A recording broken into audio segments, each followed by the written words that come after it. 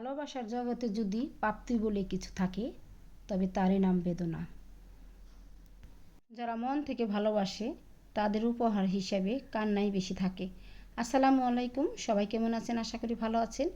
এদিকে আমরাও ভালো আছি আলহামদুলিল্লাহ। আমি সাথে আক্তার দুহার থেকে বলছি। সাথে আক্তার চ্যানেল থেকে আপনাদের সবাইকে স্বাগতম। তো প্রতিবারের মতো আজও একটি ব্লগ ভিডিও নিয়ে হাজির হয়েছি। আশা করি আজকের ভিডিওটা আপনাদের খুব ভালো লাগবে। কোথাও স্কিপ করবেন না, ভিডিওটি জুড়েই থাকবেন, হয়তো কোনো দিক থেকে ভালো লেগে যেতে পারে। আর ভিডিওটি দেখার আগে অবশ্যই লাইক দিয়ে ভিডিওটি দেখা শুরু করবেন। তো আজকে সকাল সকাল উঠে রুটি নাস্তাটা বানাচ্ছি। আর এখানে আলু ভাজাটা করে নিয়েছি, কারণ আলু ভাজি দিয়ে রুটি খেতে আমার ছেলেরা খুব পছন্দ করে। আর প্রতিদিন তো রুটিটা বানাতেই হবে, কারণ রুটি আমার শ্বশুরমশাইয়ের জন্য বানাতে হয়, আমার ছেলেদের জন্য বানাতে হয়, ওরা খুব পছন্দ করে। আর মাঝে মধ্যে খিচুড়ি আর সাজানো ভাতটা বানাই। তো এদিকে কাজের যে আপা সে রুটিগুলো বেলে দিচ্ছে আর আমি এক এক করে সেঁকে নিচ্ছি। তো খাওয়া দাওয়া শেষ। তো এখন চলে যাচ্ছি ছাদে।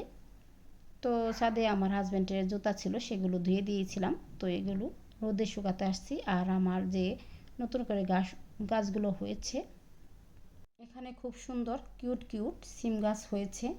তো অনেকটাই বেড়ে উঠেছে, তো সেটাই শেয়ার করছি। অনেকগুলাই সিম গাছ এখানে রোপণ করা হয়েছে, তো বীজ দিয়ে। তো সেগুলো হয়ে গেছে, তো একটু দেখালাম।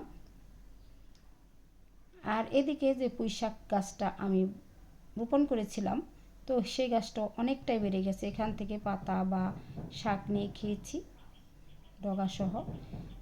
আর এদিকে শশা গাছটাও ভালো হয়েছে দেখুন। তো আজকে নতুন নতুন গাছ দেখালাম। আর এখন যে আমার গোলাপ গাছের গোলাপগুলো, সেগুলো একটু দেখাচ্ছি। খুব সুন্দর জবা ফুল গাছে জবা ফুল ফুটে আছে, লাল রঙের জবা ফুল, দেখতে অনেকটাই সুন্দর লাগছে। আর এখন যে সুন্দর একটা গাছ দেখাচ্ছি, সেটাও খুব ভালো লাগছে।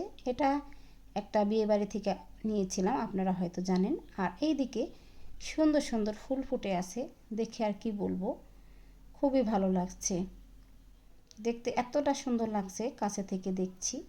যখন সবগুলো কলি ফুটে ফুল ফুটবে তখন আরও দেখতে সুন্দর লাগবে। আর এখন দেখলাম যে কয়েকটা লেবু বড় বড় হয়ে গেছে। তো আমি এখান থেকে কয়েকটা লেবু ছিঁড়ে নিয়ে যাচ্ছি, কারণ আমার ছেলে যখন স্কুল থেকে আসবে বা আমার হাজব্যান্ড যখন বাসায় আসবে তখন শরবত বানিয়ে দিব। তো নিয়ে গেলাম। আর এখানে কাজের যে আপা আছে তাকে বলছি যে আজকে কাপড় চোপড় ধুতে হবে না, আজকে তুমি আমার ফার্নিচারগুলো একটু পরিষ্কার করে নাও। তো আপা এখানে বসে পরিষ্কার করছে। আর পরে দেখলাম যে অনেক তাড়াতাড়ি করে পরিষ্কার করে নিচ্ছে। এদিকে অনেক জায়গায় যে ডিজাইন আছে সেগুলোতে সাদা সাদা ফ্যাকাসে পড়ে আছে, সেগুলো একটু পরিষ্কার করেনি। তো এখানে ব্রাশটা দিয়েছিলাম, সে ব্রাশ দিয়েও পরিষ্কার করতে পারিনি।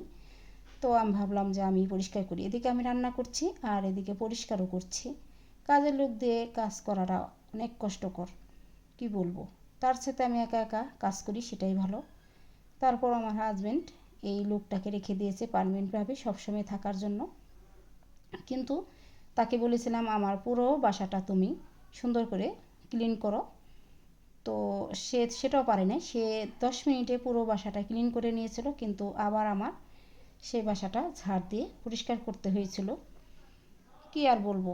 এদিকে যে এত ময়লা জমেছিল সেগুলো ব্রাশ দিয়ে আমি পরিষ্কার করে নিচ্ছি, সেগুলো বুঝতেই পারে না। সেই কাজ আমার আবারও করতে হয় ডবল ডবল, কি বলবো আর। তো ভাবছি এই আপাকে ছেড়ে দিব, যেহেতু পরে আমার আবার কাজ করতে হয় আমার সংসারের কাজের পাশাপাশি। তো এটাকে রেখে আর কোনো কাজ নেই। এখন সব দিক থেকে পরিষ্কার করে আমি নিচ্ছি আর এদিকে রান্নাও করছি। আর এ আপা শুধু শুধু একটা নরম কাপড় দিয়ে মুছে নিচ্ছে উপর থেকে, কিন্তু ব্রাশ করছে না। ব্রাশ দিয়ে পরিষ্কার করলে কিন্তু অনেকটাই পরিষ্কার হয়। তো আমি অনেকক্ষণ সময় নিয়ে এটা পরিষ্কার করেছি। আর এ আপু পুরো বাসাটা যখন ঝাড় দিচ্ছিল উপরে, তখন নিচের পুরো 4টি রুমই সুন্দর করে ঝাড় দিতে পারেনি, উপরে আবার চলে গিয়েছিল। তখন ভাবলাম যে কি ঝাড় দিল। তো আবার আমিও পুরা বাসাটাই সুন্দর করে ঝাড় দিয়ে দিয়েছিলাম। এখন ফার্নিচারের চিবিতে যে চিপায় নকশাতে ময়লা আছে সেগুলো ব্রাশ করে পরিষ্কার করে নিচ্ছি। আর আপুকে বলছিলাম যে আপু তুমি আমার বেডরুমে আমার ছেলেদের রুমে যে খাটের ডিজাইন আছে সেগুলো একটু সুন্দর করে পরিষ্কার করে নাও। তো আপু সেগুলো পরিষ্কার করে নিচ্ছিল। তো একটা সুতি কাপড় দিয়ে উপরে থেকে সেভাবে কিন্তু পরিষ্কারটা অতটা হয় না। ডিজাইনের মধ্যে যে চিবিতে যে ময়লা থাকে সেটা পরিষ্কার করতে হয় ব্রাশ দিয়ে, সেটা সে বুঝতে পারে না। সে উপরে থেকে কোনো রকম পরিষ্কার করে নিয়েছে আর বলছে যে আপনার বাসায় যে কাজ করি সে কাজ অন্য কোথাও করলে আমি 10-20 হাজার টাকা পাবো। তো বলুন সে এই ধরনের কাজ করলে তাকে কিভাবে টাকাটা দেব? তার কাজ তো একটু পরিষ্কার হতে চায় না, আমার আবার কাজ করতে হয়, তো ডবল কাজ করতে হয়। তো এ আপাকে রেখে কি বলবো, দেখুন হাত দিয়ে কোনো রকম পরিষ্কার করছে।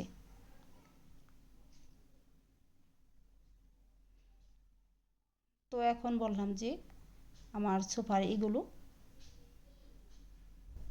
কভার কুশনগুলো সবগুলো তুমি উপরে রোদে দিয়ে আসো। তো এখন সে দিয়ে আসলো আর এদিকে আমি ফুলগুলা যে রেডিমেড ফুল আছে সেগুলো সুন্দর করে গরম পানি দিয়ে ধুয়ে দিয়েছিলাম, এখন শুকাতে দিয়ে আসছি টেবিলে। আর এদিকে খাটে যে কাজটা করতে দিছি দেখুন, হাত নড়ছে তো নড়ছে না, কি কাজ করছে। সেই খাটের ডিজাইনটাও আমার পরিষ্কার করতে হয়েছিল।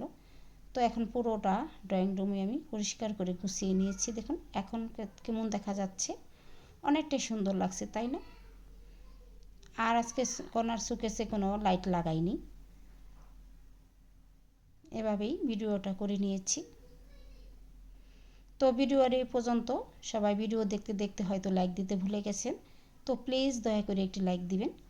আপনাদের লাইক আমার ভিডিও একে অন্যের কাছে পৌঁছে যাবে। আর সুন্দর একটা কমেন্ট করবেন আমার ভিডিও দেখে, আপনাদের কমেন্ট পড়তে আমার অনেক ভালো লাগে আর ভিডিও করতে উৎসাহ লাগে। এখন চলে আসলাম দুপুরে রান্নাতে। তো আপা সবজিগুলো কেটে নিচ্ছে, আজকে শুটকি মাছ রান্না করব। তো আপু সুন্দর করে সবজিগুলো কাটতে পারেনি, কীভাবে যে কাটছে কি বলবো, এলোমেলো করে, যে মাছের যে সবজি সেভাবে কাটতে পারে না, যতই দেখিয়ে দিলাম। সে নাকি আবার ঢাকার বসুন্ধরা বাসা বাড়িতে কাজ করেছে, সেটা আর কি বলবো। কাজের লোকের চাইতে আমি নিজেই সব কাজ করতে পারি গুছিয়ে, একটু দেরি হয় আর কি করব, নিজের একটু কষ্ট হয়। আমার কষ্টের জন্য আমার হাজব্যান্ড কাজের লোক রেখে দিয়েছে, তো আমি বললাম আর দরকার নেই। আর একটা কাজের লোক আছে, সে আপা আবার আসছিল, তাকে দিয়ে করাবো ভাবছি, কাপড় চোপড় আর ঘর মোছাবো, বাথরুম দুইটা পরিষ্কার করাবো। তো এটাকে পারমেন্ট করে রেখেছিলাম, তার হাজব্যান্ড আর সে খায়, তো তাকে ভাবছি যে ছেড়ে দিব, এটাকে রেখে আমার কাজ হবে না, সেটাকে শেখাতে শেখাতে আমার সময় লেগে যাবে। তো শুটকি মাছগুলো আমি ভালো করে একটু ভেজে তারপরে পরিষ্কার করে ধুয়ে নিয়েছি, এখন সবজির সাথে কষিয়ে নিচ্ছি। আর সবজিগুলো ভালোভাবে পরিষ্কার সুন্দর করে কাটতেও পারে নাই।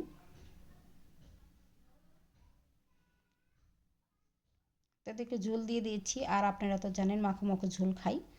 আমার রান্নাটা হয়ে গেছে। তো আজকে পাতলা ডাল রান্না করেছি। আর আমার বাসায় যে কাজের লোক বা দোকানে কাজ করে সেই লোকেরা আমার হাতের ডাল অনেক পছন্দ করে, তো তার জন্য প্রতিদিন ডালটা রান্না করতে হয়, আমার ছেলেরাও পছন্দ করে। শুটকি মাছের তরকারিটা রান্না করে নিয়েছি, আর আলুর ভর্তা করেছি, লাল শাক ভাজি করেছি। তো যদি ভিডিও ভালো লাগে অবশ্যই সাবস্ক্রাইব করে পাশে থাকবেন। আর আমার ভিডিও কেন আপনারা দেখেন না সেটাই বুঝতে পারছি না। আর আমার মোবাইলটা নষ্ট হয়ে গেছে, সাউন্ড নাই, কোনো ভিডিওর কোয়ালিটি দেখতে পারি না, তার জন্য অনেকেরই কমেন্ট আমি করতে পারি না, শুধু দেখি। আর আমার ছেলের মোবাইল দিয়ে আমি ভয়েস দিয়ে ভিডিওটা আপলোড করছি।